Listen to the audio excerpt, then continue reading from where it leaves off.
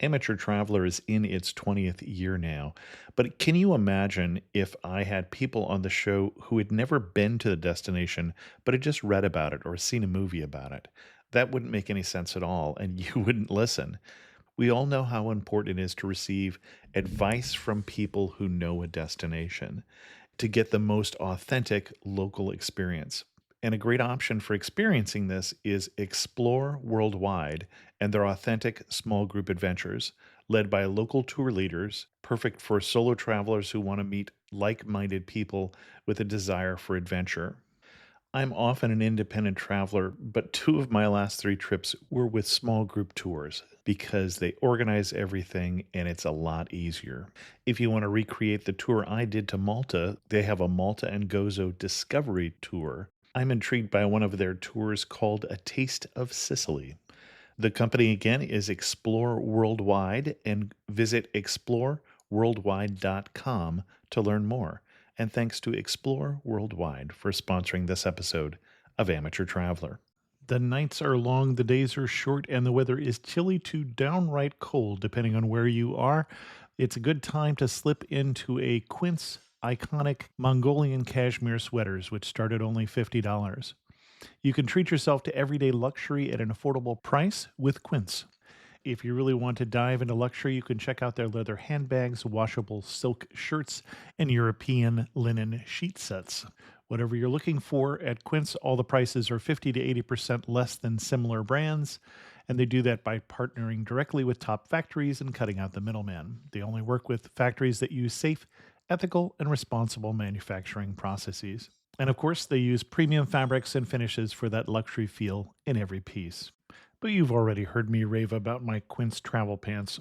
Treat yourself this winter without the luxury price tag. Go to quince.com/traveler for 365-day returns plus free shipping on your order. That's QUINCE.com/traveler to get free shipping and 365-day returns. Quince.com/traveler. And thanks to Quince for sponsoring this episode of Amateur Traveler. This episode of Amateur Traveler is sponsored by DK Eyewitness Travel Guides. These colorful guidebooks are filled with great information and are one of my favorite guidebooks. I have 25 of them right here on my bookshelf. Learn more at dk.com. I got my bags packed, I'm on a roll. I'm heading out there and I'm ready to go. I'm looking real good in my passport photo. Amateur Traveler, episode 463. Today, the Amateur Traveler talks about stingrays and starfish, beaches and rum, as we go to the Cayman Islands. Got to sit in one more cafe. I know that I should be heading home, but maybe not today. Welcome to the Amateur Traveler. I'm your host, Chris Christensen. Before we start talking about the Cayman Islands, I do have that same request I asked last week. If you have questions about travel, I would love to hear them because I'm putting together a course about how to travel. So send those to host@amateurtraveler.com. And now, the Cayman Islands. I'd like to welcome to the show Kendra Pierre-Louis from KendraWrites.com. Kendra has come to talk to us about the Cayman Islands. Kendra, welcome to the show. Thanks, Chris. I'm happy to be here. And why should someone go to the Cayman Islands? Not just to visit their secret bank account, I assume. No, and unfortunately, upon return, I still don't have large sums of money. I thought maybe I would find a way into all of those clandestine transactions. But no, unfortunately, it's trickier than that. Okay, I feel like oftentimes when we go on vacation, we end up going to destinations where we cram so much in that we come back and we need a vacation from our vacation. And the Cayman Islands are beautiful. They're stunning, amazing landscapes in the Caribbean. It's great topography. The people are super welcoming. It's low crime. It's like everything that you kind of want in a beach destination, but it's so small and it's so compact that you don't have to plan everything that you're doing before you go. You don't have to overthink it. It's just sort of like it's a genuine beach vacation. Excellent. And what kind of itinerary would you recommend for, say, a one-week trip to the Caymans? That's a great question. So I can tell you what I did when I went. Sure. The Cayman Islands are actually 3 different islands. There's Grand Cayman, Little Cayman, and Cayman Brac. And most people who go to the Cayman Islands, they go to Grand Cayman, which is the biggest of the 3 Cayman Islands. It's roughly 2 miles by 20 miles. So it's 40 square miles, which is why it's definitely a size that you can sort of wrap your heads around. And so for the first day, all I did was I arrived sort of midday. I settled into my accommodations, and then I went down to the beach and ate dinner watching the sunset on the beach. And that's the great thing about the Cayman Islands, is that most people who go as a cruise ship, right? So they come in around 10 and they're gone by 4. Mm-hmm. So before 10 and after 4, the only people on the island are you and the locals. And so nothing is full. You can, any restaurant you want to go to, anything that you want to do, you can go and do it. And that's amazing. I'm so used to being in New York City where you sort of have to plan things so much more. And in the Caymans, that just isn't true. And is there a place that you can escape to when the throngs of cruise ship people are there from 10 to 4? Sure. It's actually the Cayman Islands themselves. They actually post on their website the port itinerary for the day. Oh, interesting. Okay. So you can tell which days have the most cruise ships. So like the first day that I got there was only one cruise ship docking, and it only had a total of 1,000 people on the ship itself. And because the Cayman Islands are ringed by coral reefs, the cruise ships can't actually dock. What happens is they dock outside of the reefs, and then the cruisers, right. And so a lot of people choose not to get off the boat. Which I do not understand. But it works perfectly as a tourist. So what I chose to do is I actually looked at that schedule. And the first couple of days, I hung out closer to 7 Mile Beach, and I did some of the more touristy things. So there's Stingray City, which is this amazing sandbar that you have. It's within a wildlife preserve or an aquatic preserve. Mm-hmm. So you have to book with the tour company, which I did, and they take you out to the sand. It's usually a snorkel tour. So they do Stingray City, which, I mean, the water comes up maybe hip high. It's not deep water, maybe chest high. It's super not deep water, but it's filled with really docile stingrays, and they're hilarious because the story of Stingray City is that a long time ago, the fishermen used to dock their boats there and then clean off the fish and dump the fish guts into the water. Mm-hmm. And that trained the stingrays to come to the sounds of the boat because they knew that they would get food to eat. And over time, that sort of migrated into a tourist destination. And it's incredibly clear water where you can actually pet a stingray. It's 7 years good luck to kiss one. They're incredibly docile animals. Yeah. Okay. Who talked you into that one? It's part of the tour. You kiss a stingray. They pull it up from the bottom and you kiss it. And the animals are so used to being handled that they're really, really calm about it. The humans are actually the ones that freak out. Like when the stingray bumps up against you, you're the one that freaks out. But the stingrays are like worried because they give you food to feed them. So the stingrays are like, where's my food? And you're like freaking out. So it's super entertaining though. And then they take you further out onto the reef to 2 other locations where you can snorkel. Okay. And that's what I did the first day because I knew that that's the thing that tourists like to do. And the tours themselves tend to be geared towards the boat. So I did it on a day when I knew there wouldn't be a lot of tourists. Excellent. And okay. so because of that itinerary, it's great. I think there was one day where there were like 19,000 estimated cruisers. I said, forget it. And I went as far north as humanly possible. There's a Starfish Lagoon or Starfish Park where there are just hundreds and hundreds of starfish, and you can go snorkeling for hours. And it's great, especially if you have your own snorkel, which I do. But if you don't, all of the dive shops rent their own. Sure. You can usually get a week package, I assume. Right. You can get a week package. You can get a day package. You can rent only the pieces that you're missing. So the second or the third day that I was there, I decided to go snorkeling along 7 Mile Beach by myself, or near 7 Mile Beach, this area called Eden's Rock. And I was a little nervous about going by myself because it's not always a wisest life choice. So I rented just a snorkel vest. But I found I'm not a great swimmer. I'm actually a pretty terrible swimmer. But the water was so warm and the currents were smooth enough. I actually ended up releasing the air from my snorkel vest. I think it's a good thing to have just as backup. And I think nothing is a supplement to common sense and being vigilant and being super careful. But overall, it's one of the calmest sea experiences I've ever had. And you say 7 Mile Beach. The beach itself is 7 miles long, or it's 7 miles from something? Okay, so the beach used to be 7 miles long. Okay. It's shorter now because of erosion.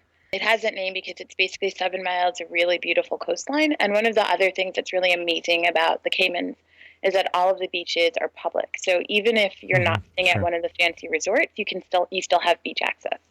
And they have beach access marked in the resorts like they do in Hawaii. If you wanted to get to the beach, go this path through the resort. Yep. Yeah, exactly. Okay. Excellent. No, one of the reasons I ask is in the Big Island of Hawaii, there's a 5 mile marker. And so the 5 mile beach basically would be by 5 miles from something or other rather than 5 miles long. It's actually a small beach. Gotcha. Excellent. No, this one's 7 miles long. Now, are we still on Grand Cayman? We are still on Grand Cayman. So I actually went to Grand Cayman and I went to Little Cayman. I didn't go to Cayman Brac, which is actually the bigger of the three. So in size order, it's Grand Cayman, Cayman Brac, and Little Cayman. Okay. And Grand Cayman, the big news when I was there, they had just extended the runway. So now it's an international airport. So you can fly directly from the States to Cayman Brac if you want to, which is mostly divers who do it because the diving around Cayman Brac is supposedly amazing. Okay. And while Grand Cayman is better known for snorkeling? Grand Cayman has really great scuba diving as well, but it has a lot more people. So population-wise, Grand Cayman has about 60,000 people on the entire island. Mm-hmm. Cayman Brac has about 1,000 or 1,100 full-time residents, and Little Cayman has 170. Oh, wow. Okay. So it's divers who really don't want to be around people to Cayman Brac. So what else should we do on Grand Cayman while we're there? I really enjoyed the Cayman Distillery Company. Okay. So there are two big rum companies in the Cayman Islands. One is Tortuga, which is the famous one. They make a rum cake, and they're large. You can get their rum almost anywhere in the country, and they ship their rum cakes internationally. I swung by to get the rum cakes because I wanted to see what it was like, and it definitely feels like a very large operation. They do tours. Maybe it's just me, but I tend to go to a lot of factories because I find them entertaining. It's not just you. I have the same thing. And it definitely feels like a very large operation. Mm-hmm. Whereas, oddly, just down the road is the Cayman Distillery Company, and they're super new. I think they've only been around since 2007. They make award-winning rum. It's called 7 Fathoms Rum, and they distill it by burying the caskets 7 fathoms deep in the ocean. They chain them down there because they say that the gentle movement. Yes. Needless to say, they're divers. Okay.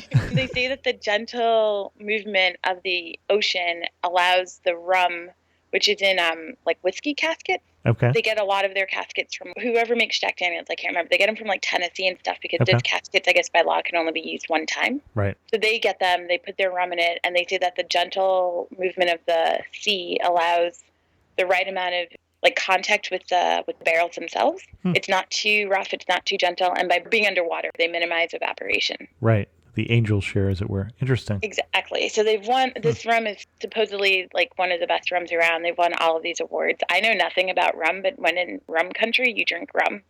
So I'd heard about the tour and I decided to take it. And because I timed it sort of funny, I was actually the only person on the tour. Which was great because they definitely tried their best to get me slightly intoxicated. They even jokingly told me that they've often had to call cabs on people because people drive to the rum tour and then they drink a few too many samples and are in no condition to drive themselves back. So definitely designate a driver. But it's definitely I think they've been around for 7 or 8 years. They have a whole bunch of the Caymans have a really high import tax on alcohol apparently. So they also have a bunch of really fun sort of rums that they make, so banana flavored and coconut flavored. The coconut flavored was amazing. It was so delicious. But the best part about the tour was not just how they make vodka now too.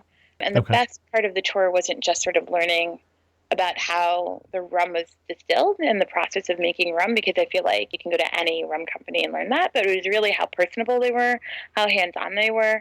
Also, how chill they were. I felt like it was almost like being back in college and hanging out in a dorm room, only in this case, a dorm room was a distillery and you were drinking shots of wine while you were doing it.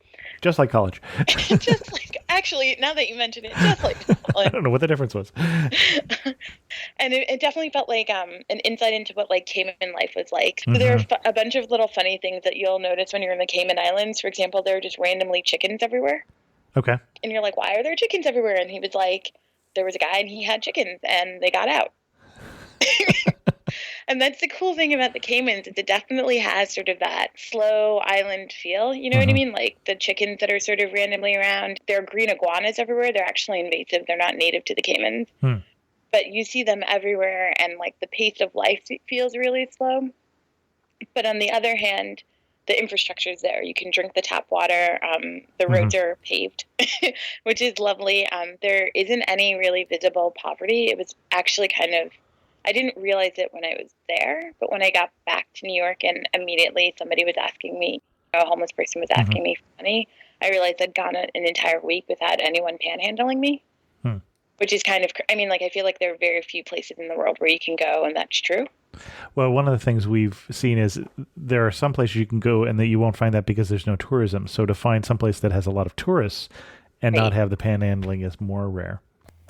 Let's take a break here and hear from our sponsor, who is DK Eyewitness Travel Guides. As I've mentioned, these are one of my favorite guidebook series. I've just picked up off my bookshelf here The Guide to New Zealand, since we are talking about islands today.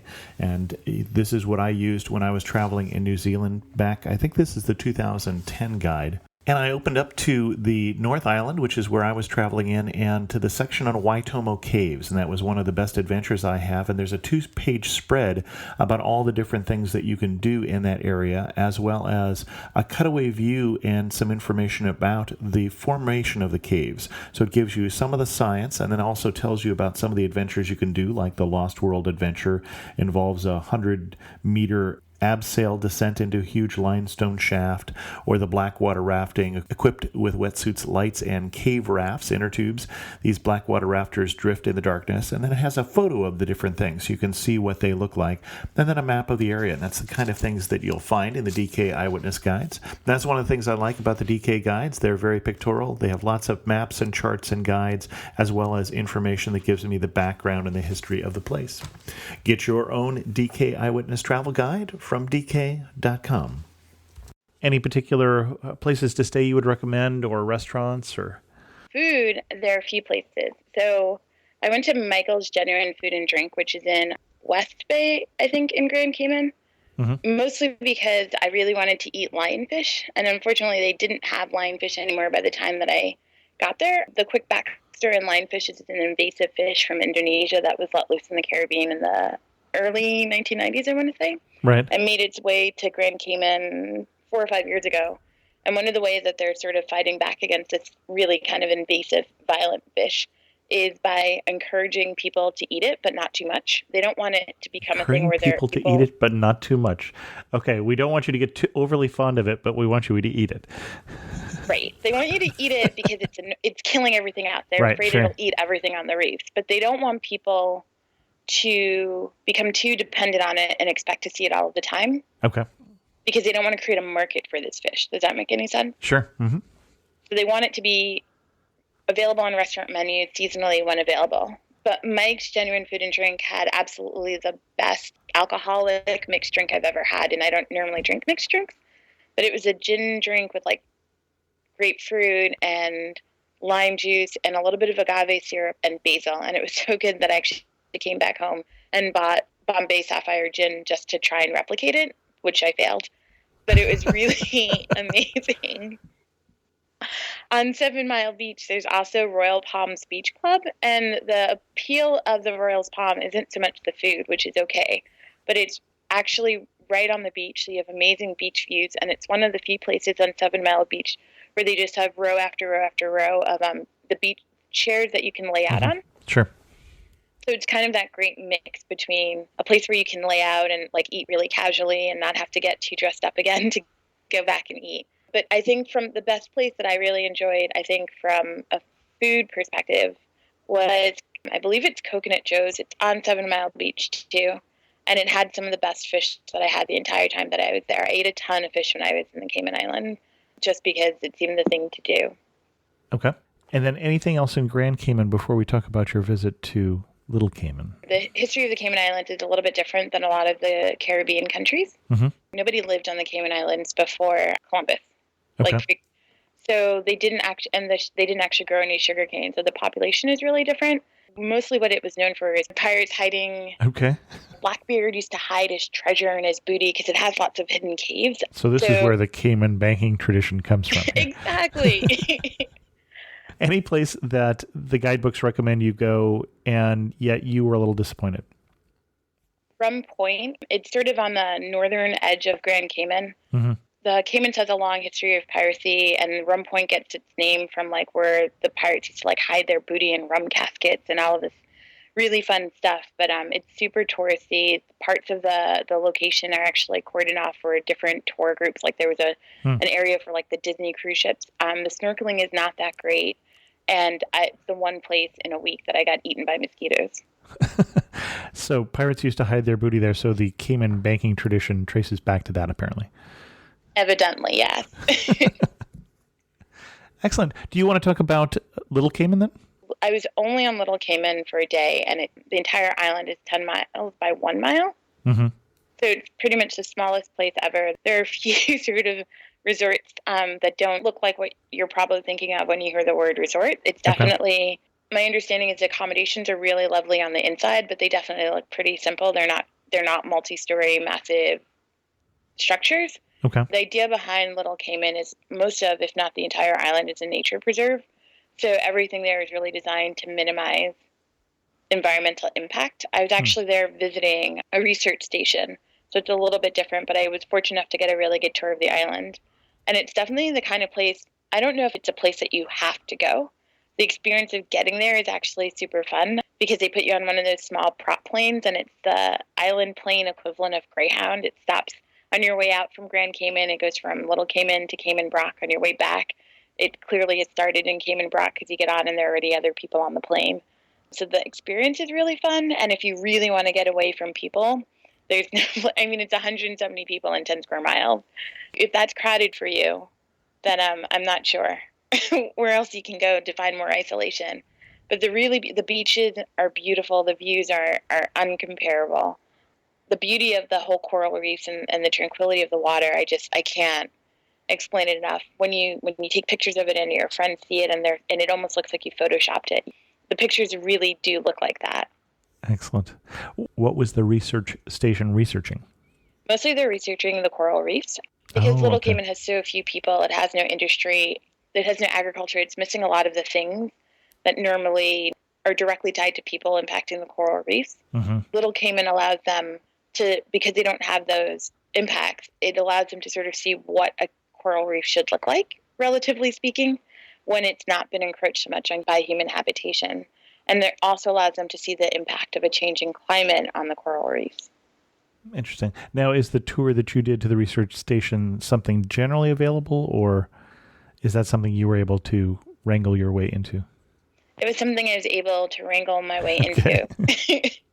It's at the Central Caribbean Marine Institute, and the station in specifically is the Little Cayman Research Center.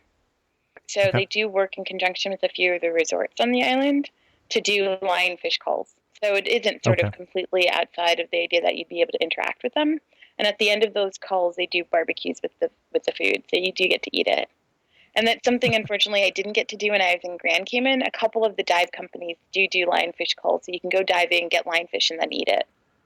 Now, lionfish has a pretty nasty sting, so there's some risk involved. There is some risk involved. It's not like it's fatal, but it's rather unpleasant, as my understanding. It's venomous, not poisonous, which is why you can eat them. Right. I mean, I haven't, knock on wood, it hasn't happened to me, but your hand swells up quite a bit.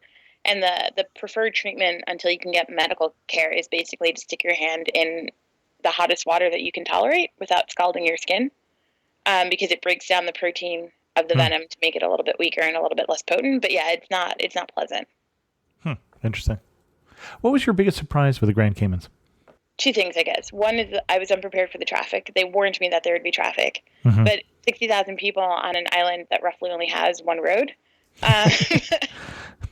Rush hour traffic actually does exist. It's not standstill, and it's not, I mean, I think the speed limit is 40 miles per hour on the island. So it's nothing that anyone who's ever lived in a major city hasn't dealt with before, but it did sort of surprise me. And then also I was not fully prepared. It's British. It's a British protectorate. So driving on the wrong side of the road was also something I was not fully prepared for. And the frequency with which I drove down the wrong road or the wrong side of the road was scary and made me incredibly grateful for the 40 mile per hour speed limit. Any warning you would give about going to the Caymans? No, honestly, I think if you're looking for crazy amounts of nonstop adventure, the Caymans aren't for you. But if you're looking for a place where you can do a little bit of hiking, you like being at the beach, you like nature, the Caymans is the place to go.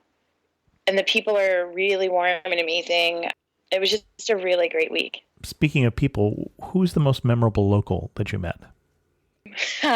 Definitely one of the guys at the distillery who impressed upon me that a lot of them actually leave the Caymans for college, and he'd gone to college in Florida, and drunkenly told me that he'd gone to school for 14 years, so he wasn't a moron. And then I pointed out that it made it seem like the average person doesn't take 14 years to finish college, and then he let it known that it was because he was getting his doctorate. All right. And did he get his doctorate in something related to rum production? Absolutely not. I think it was like anthropology. That's always useful to know what to do with that degree. Here's a question for you. Standing at the prettiest spot in all of the Caymans, all the parts that you saw at least, where are you standing? What are you looking at? So Little Cayman has a beach at the highest point on the island. Most of the island is at sea level or a little bit below. And it's stunning. It doesn't look like people exist. The water is the most iridescent blue that I've ever seen. And it just feels like you're one with nature. Excellent. I have 3 more questions before I get to them. Anything else we should know before we pack our bags and head to the Caymans? No, I mean, it's hands down the easiest travel destination I've ever been to. Not counting the driving. Not counting the driving, but I'm a New Yorker, so I'm a terrible driver. Okay. Well, there you go. One thing that makes you laugh and say only in the Caymans. The chickens. Although I have seen those on Kauai also. So, okay. And finish this sentence. You really know you're in the Cayman Islands when what? When people refuse your tip money. Refuse? What do they say? We just don't do that here? Yeah, I was getting gas, and I went to self-service instead of full because I figured I could handle this.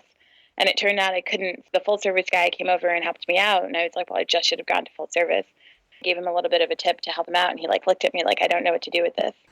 And he was like, no, I'm okay. And I was like, well, I should have gone to full service, and I didn't, but I'm effectively used full service, so you should take this. And after a minute or two, he was like, oh, okay, I guess I will.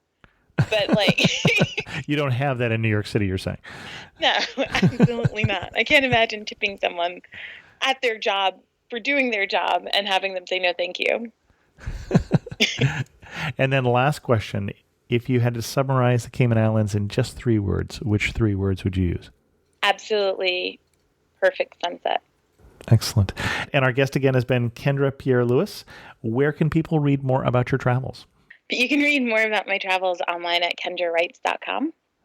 Excellent. Well, Kendra, thanks so much for coming on The Amateur Traveler and sharing with us your love for the Cayman Islands. Thank you for having me. It's been a pleasure.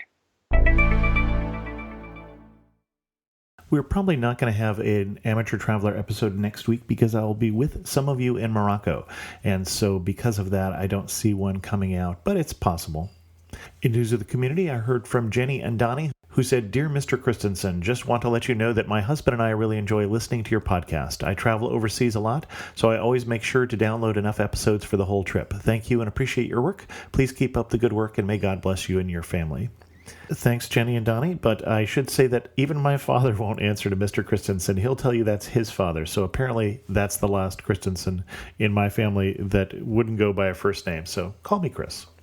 Mark responded on Twitter and said, much enjoyed the Vienna podcast. This is from way back in the archives, and made a new friend at the Third Man Museum, a place I never would have known about. Thanks.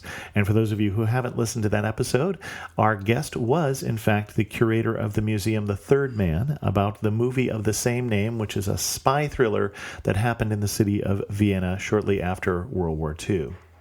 We heard from Jack about the episode we did on North Carolina. Great episode. I grew up in western North Carolina. Only correction I heard was that Lake Lure is southeast of Asheville, not north. Well, if that's all we got wrong, Jack, then we did a pretty good job. In the most recent episode of the Amateur Traveler newsletter, I included an article or a link to an article about growth in podcasting. And I heard from Gary in Liverpool who said, just to let you know, Chris, podcasts are just about all I listen to apart from when I watch The Box. Whilst they are popular here in England, they are really only very popular with a certain type of person. By that I mean techies and the sort, or, like myself, involved in creative industries. I have in the past let other people know about the podcast world. They don't seem to keep it up. My commute commute is a 60-mile round trip, which takes 50 minutes each day if the traffic's okay. And that's, for me, is podcast heaven. Also, when I'm working in the garden or washing the car, stuff like that, again, it's podcasts all the way. I no longer listen to radio and haven't for years, to be honest. I have subscribed to Amateur Traveler for years and thoroughly enjoy it. And This Week in Travel. Keep up the good work. Cheers, Gary in Liverpool.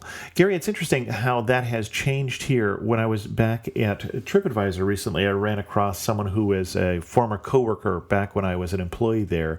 And she said, I'm going to have to listen to your podcast now because I am now listening to podcasts because of some of the big NPR podcasts. I think in her case, it was the Serial podcast, had got her into podcasting. I'd be curious how many of you are new podcast listeners or, like Gary, longtime listeners.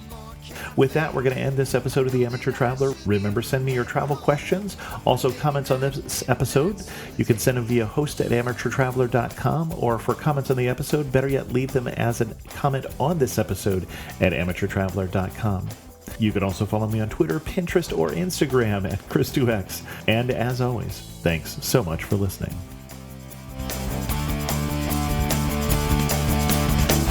Got to see one more cathedral. I got to sit in one more cafe.